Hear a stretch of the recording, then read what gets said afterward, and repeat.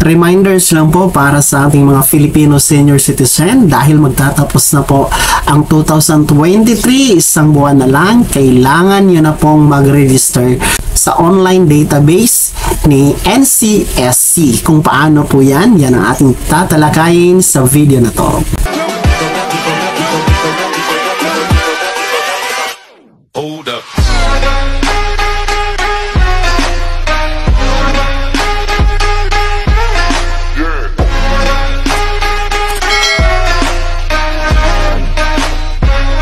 Hello mga ka-vlogs, ang kamangdako sa mundo, welcome dito sa aking YouTube channel. And kung bago ka pa lang dito at nais mo mga informative content na andito sa aking YouTube channel, ay maaari nyo pong i-click ang ating subscribe button pagkatapos mo mapanood ang video na to. And you can be a member dito sa aking YouTube channel sa pamamagitan ng pag-click ng join button na nasa baba at mamili kayo ng mga perks na andyan mga ka-vlogs. So ayan, sa ating mga senior citizen dyan, since magtatapos na po ang taong 2023, no, isang buwan na lang at 2024 na, mahalaga po, uulitin ko, i-remind ko talaga ito sa inyo, although na topic ko na ito or nagawan ko na ng video, no, na kailangan nyo nang mag-register sa NCSC online database. So ulitin ko para ma-remind yung mga hindi pa naka-registered. Mahalaga po na naka-registered na kayo sa online database ni NCSC dahil magti-take over na po si NCSC para sa senior citizens ngayong January. So hindi na po siya under ni DSWD, no? Para isahan lang po yung hahawak kasi nga po alam naman natin si DSWD ay napakarami niya pong responsibilities, napakarami niya pong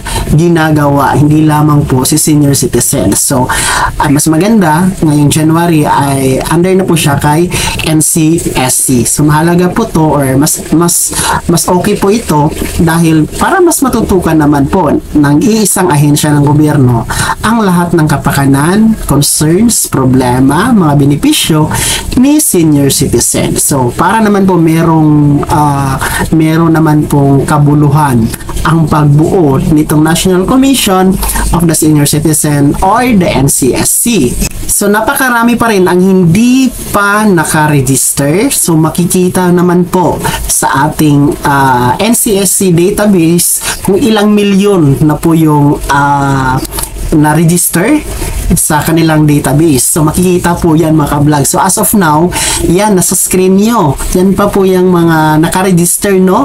Hindi pa po yan, I think hindi pa yan nangangalahati sa lahat ng mga senior citizen dito sa Pilipinas. So baka isa kayo sa hindi pa naka-register dyan, no? Magpa-register na po kayo para po sa link. Ayan, ilalagay ko po sa description ng video na ito.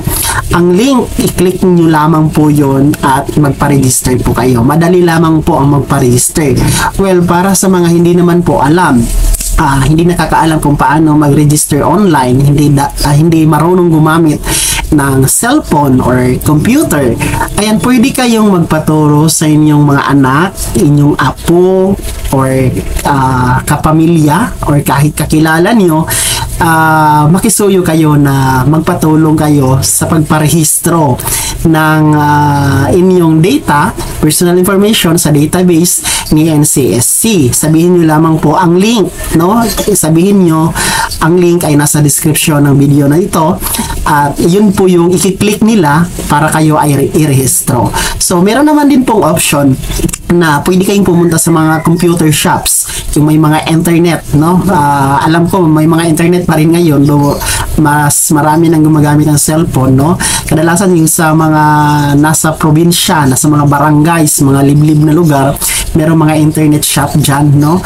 Punta kayo doon, tapos magpa-assist kayo sa tagabantay doon, magpa-assist kayo, sabihin nyo na i-rehistro kayo online sa NCSC database, no, para ma-assist kayo. So madali lang naman ang pagpa-register mga ka-vlogs, no, and once registered kayo, pwede nyo nang i-verify sa inyong NCSC database, no, yung account nyo.